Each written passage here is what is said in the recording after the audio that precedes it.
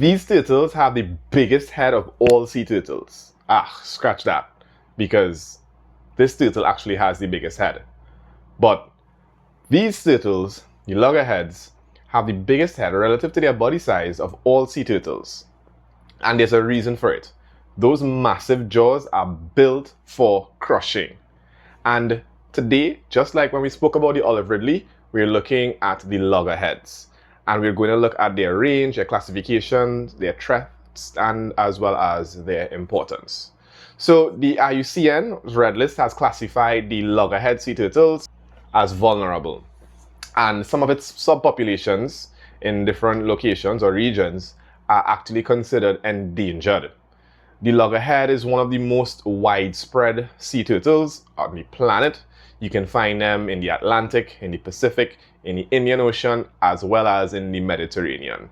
And they migrate really long distances as well. Not as long as the leatherback. They kept the price for that one as well. But they have thousands of kilometers between their nesting grounds and their feeding grounds. And they make that journey very often. In Trinidad and Tobago, however, we don't see them too frequently. They are seen offshore more so, as opposed to other sea turtles that we may notice on our nesting beaches. The diet of the loggerhead is what is really important and fascinating.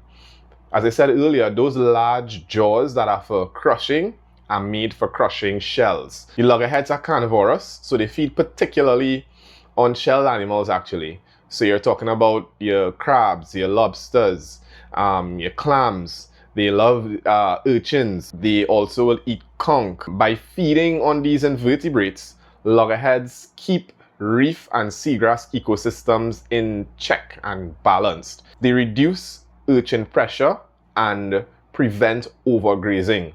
And they continue to move nutrients across long distances via their migrations. So they are considered a keystone predator in many coastal ecosystems.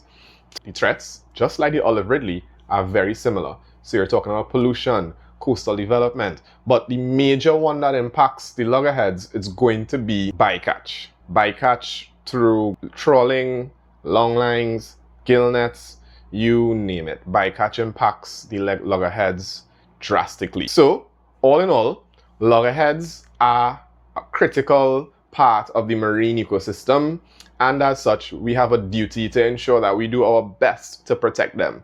These crunching monsters help maintain urchin populations, and as we know, urchins can become very destructive. So, thanks again for tuning in to Conservation Conversations. Have you guys ever seen a loggerhead in the wild?